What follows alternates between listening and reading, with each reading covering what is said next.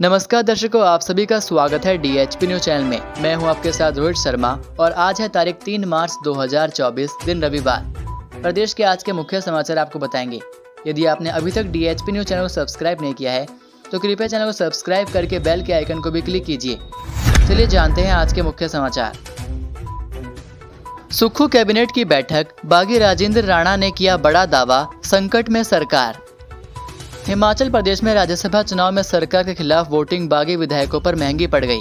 इस घटनाक्रम के बाद सुक्खू सरकार अलर्ट हो गई है और वहीं सुक्खू सरकार ने विधायक नंदलाल और मोहनलाल ब्राक्टा की सुरक्षा बढ़ा दी है। वहीं कैबिनेट बैठक में रोजगार से संबंधित बातें हुई। मंत्री रोहित ठाकुर कैबिनेट के फैसलों की जानकारी दी। राजेश धर्माणी और गोमा भी साथ बैठे। पशुपालन विभाग में 1000 पद मल्टीटास्क वर्कर की भर्ती होगी।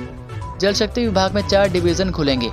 मुख्यमंत्री की रिसोर्स मोबिलाइजेशन की सोच है। शराब के ठेकों की नए सिरे से ऑक्शन होगी।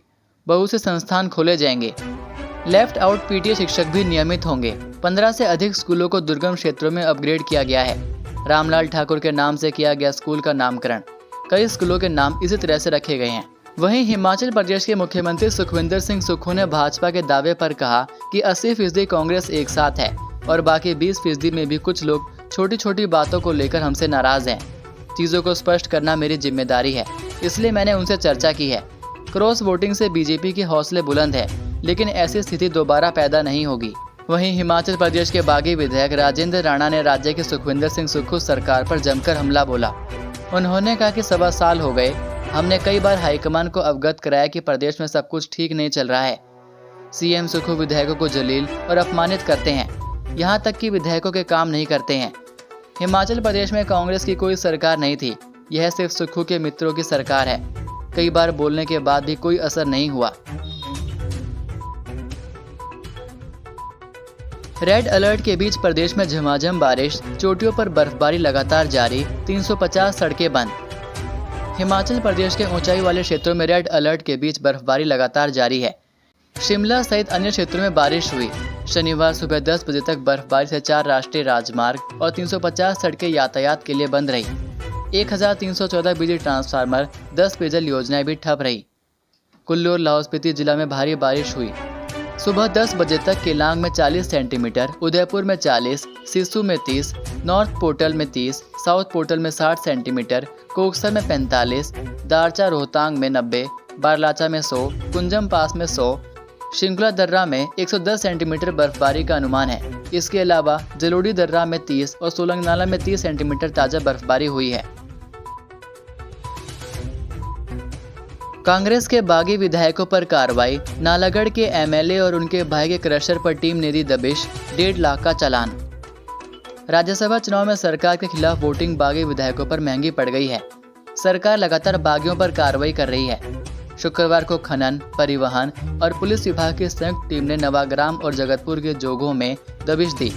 बताया जा रहा है कि यह क्रशर व डंपिंग साइट नालागढ़ के विधायक KL ठाकुर व उनके भाई के हैं। साथ ही पंजहेरा में इन क्रशरों पर लगे टिप्परों के चालान किए गए। दोपहर को अचानक संयुक्त टीम क्रशरों पर पहुंची और कई दस्तावेज खंगाले।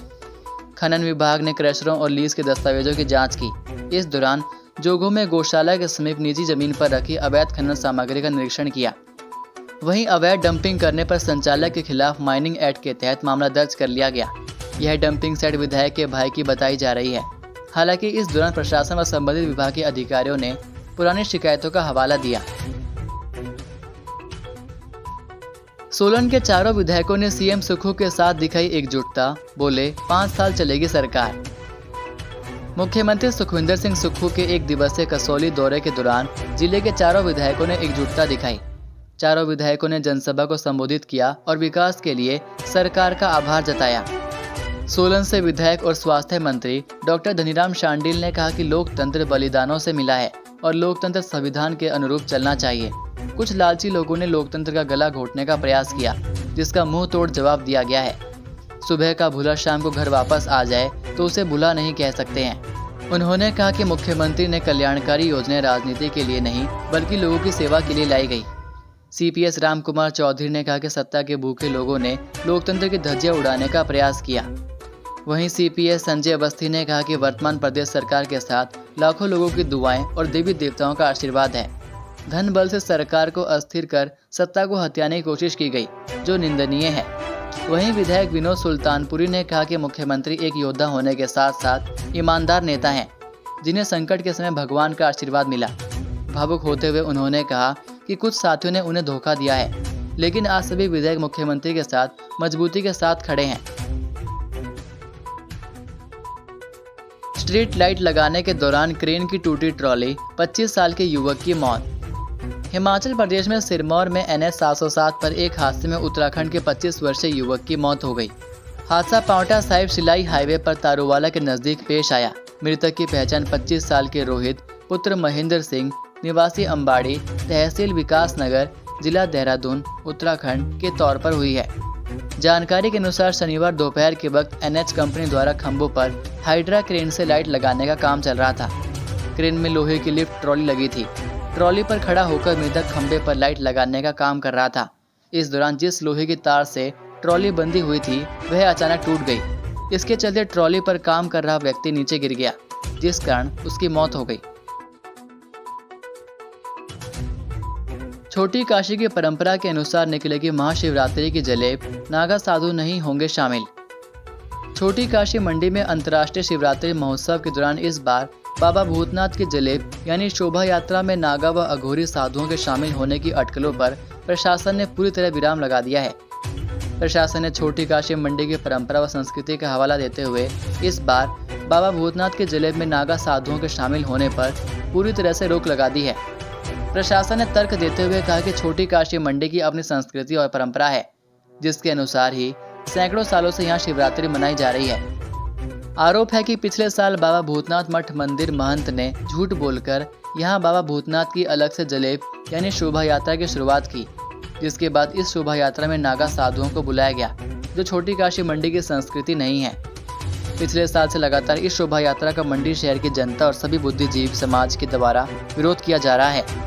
SDM सदर ने बताया कि देश के हर राज्य की अपनी संस्कृति और परंपरा है, जिसके साथ छेड़छाड़ करना उचित नहीं है। आज का सुविचार। स्कूल तो ज्ञान का एक झरना है, जहां कुछ विद्यार्थी अपनी प्यास बुझाते हैं, कुछ एक दो घूंट पीते हैं और कुछ सिर्फ कुल्ला करते हैं। तो ये थे आज के प्रदेश के मुख्य समाचार। उम्मीद करते हैं कि आपको ये वीडियो पसंद आई होगी। वीडियो पसंद आने पर वीडियो को लाइक और शेयर ज़रूर करें। अब मुलाकात होगी आपसे अगली वीडियो में। तब तक के लिए जय हिंद, जय भारत, जय हिमाचल।